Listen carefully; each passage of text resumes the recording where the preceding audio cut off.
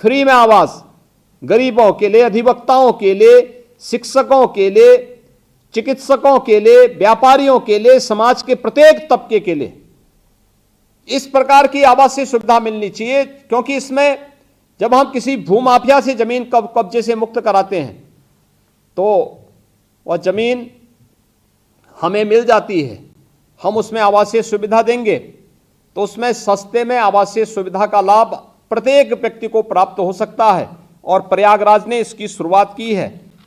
दूसरा, street vendor शहरी क्षेत्र में बड़े पैमाने पर रहते थे, लेकिन स्ट्रीट वेंडर की पिछली सरकारों ने कोई ध्यान नहीं दिया था। हम धन्यवाद देते हैं प्रधानमंत्री मोदी जी को, जिन्होंने पटरी व्यवसायियों को, पथ विक्रेताओं के जीवन में परिवर्तन लाने के लिए प्रधानमंत्री स्वनिधि योजना लागू की और कोरोना कालखंड के अंदर प्रदेश के अंदर 7.5 लाख पटरी व्यवसायियों को बैंकों से लोन उपलब्ध हुआ। उन्होंने अपना व्यवसाय प्रारंभ किया और आज उनका परिवार आर्थिक स्वावलंबन की दिशा से आगे बढ़ रहा है। 7.5 लाख पटरी व्यवसायी, यानी सीधे सीधे 40 लाख से ज्यादा लोग इससे लाभान्वित हुए हैं।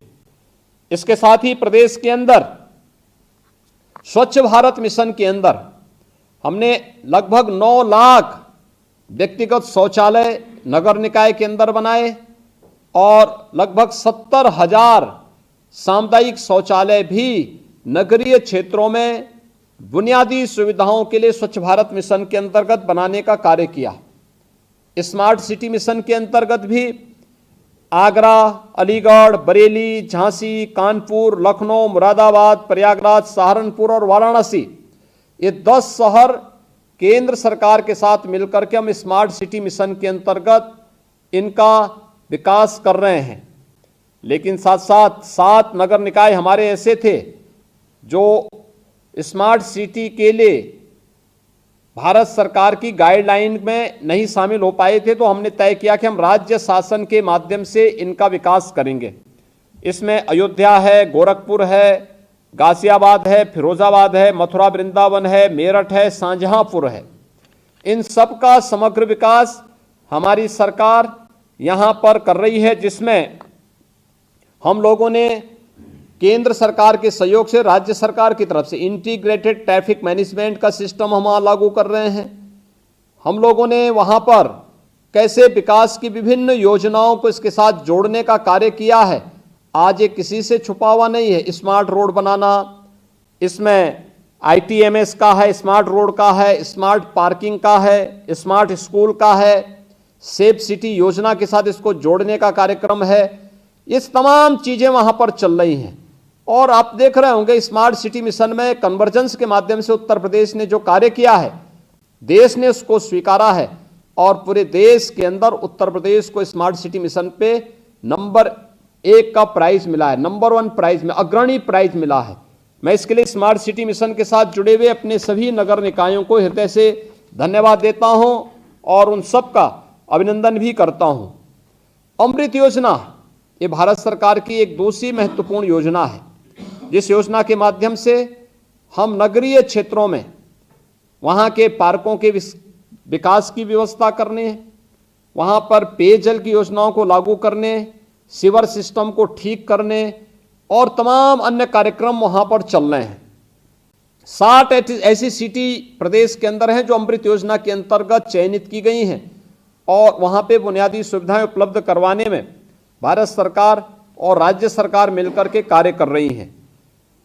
हम लोगों ने प्रदेश के अंदर पब्लिक ट्रांसपोर्ट सिस्टम को बहुत अच्छे ढंग से आगे बढ़ाने का कार्य किया है और मुझे बताते हुए प्रसन्नता है कि 2017 के बाद प्रदेश के अंदर लखनऊ में मेट्रो की सेवा प्रारंभ हुई, गाजियाबाद में इसका विस्तार हुआ, नोएडा, ग्रेटर नोएडा में विस्तार हुआ और अभी 28 दिसंबर को प्रधानमंत्री मोदी जी ने कानपुर में भी मेट्रो सेवा का शुभारंभ कर दिया है। आगरा में मेट्रो पर तेजी के साथ कार्य चल रहा है। इलेक्ट्रिक बस सेवा हम प्रदेश के अंदर तेजी के साथ उसका विस्तार कर रहे हैं। अभी इलेक्ट्रिक बस सेवा लखनऊ में प्रारंभ हो चुकी है, गोरखपुर में प्रारंभ हो चुकी है और प्रदेश के अन्य तमाम महानगरों में हम तेजी के साथ इसका विस्तार करने जा रहे हैं। ये इस बस में बैठेंगे तो आप इस बात को देख सकते हैं कि इस बस में बैठने का मतलब क्या है। न उसमें कोई धुआं है, न कोई उसमें किसी प्रकार की आवाज़ है। वो चुपचाप वो बस चलती है, बहुत अच्छी चलती है। न उसमें डीजल का खर्चा, न उसमें पेट्रोल का खर्चा, न उसमें किसी प्रकार का अन्य कोई खर्चा।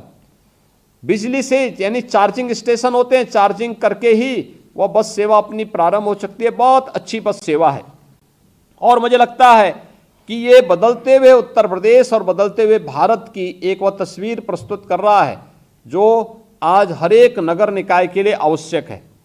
इसके साथ ही मुझे बताते हुए प्रसन्नता है कि प्रदेश के हमारे 2 नगर निकाय ऐसे हैं जिन्होंने अपने म्यूनिसिपल बॉन्ड भी जारी करवाए हैं, जिसमें एक लखनऊ है और दूसरा गाजियाबाद है।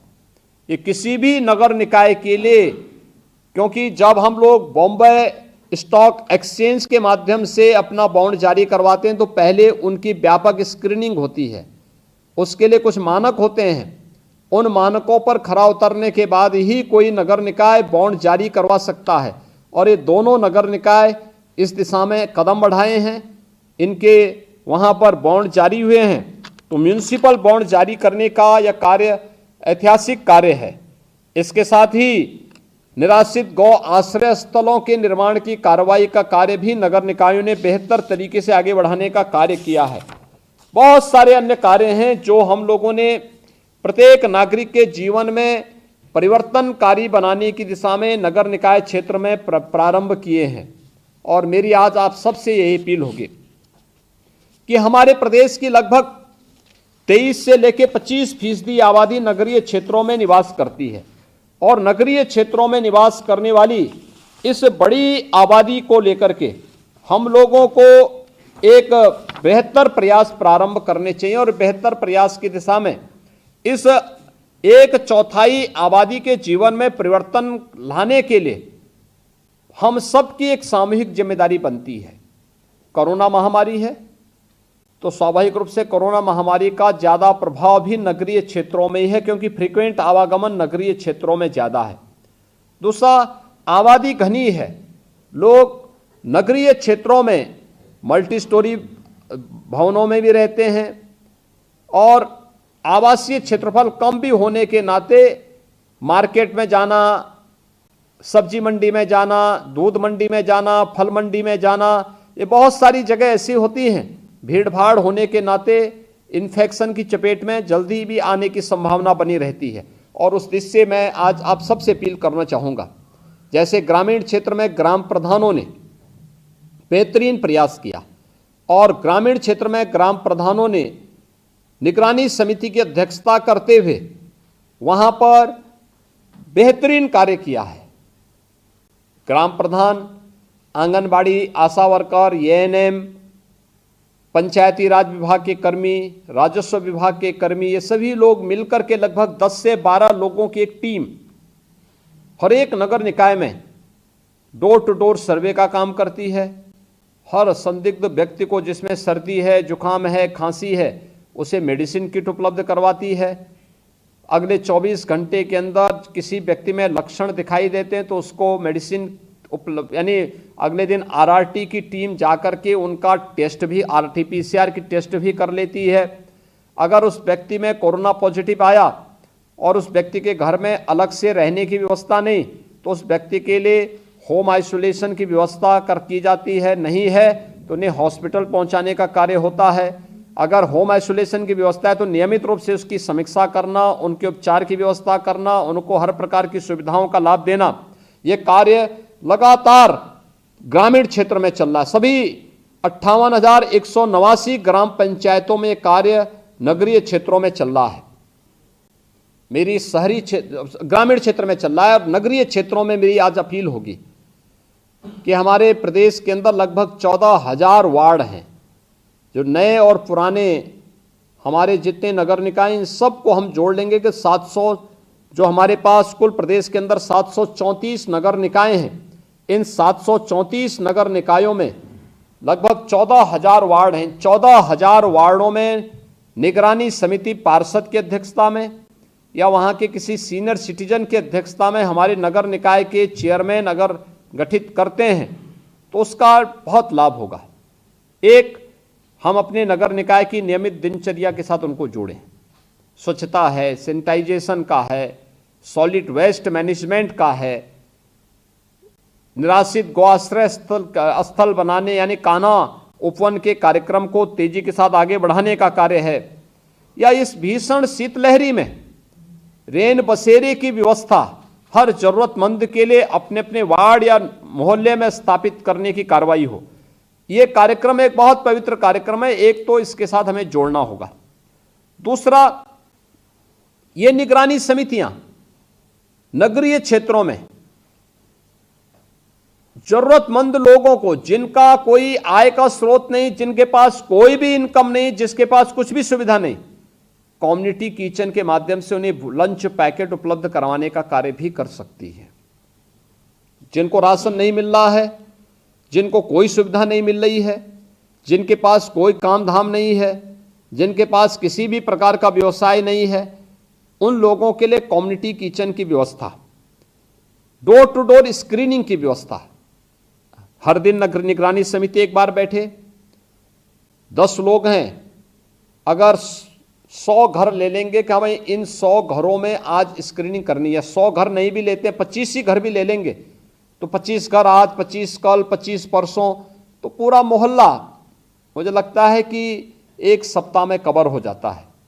और एक एक घर को स्क्रीनिंग करना, कितने घर के पास गए, हालचाल लिया, कितने लोग परिवार में हैं, किसी को कोई सर्दी जुकाम खांसी बुखार तो नहीं है, कोई नई शिकायत नहीं है। तो मुख्यमंत्री का संबोधन आप सुन रहे थे, पर वक्त एक छोटे से ब्रेक का है। ब्रेक के बाद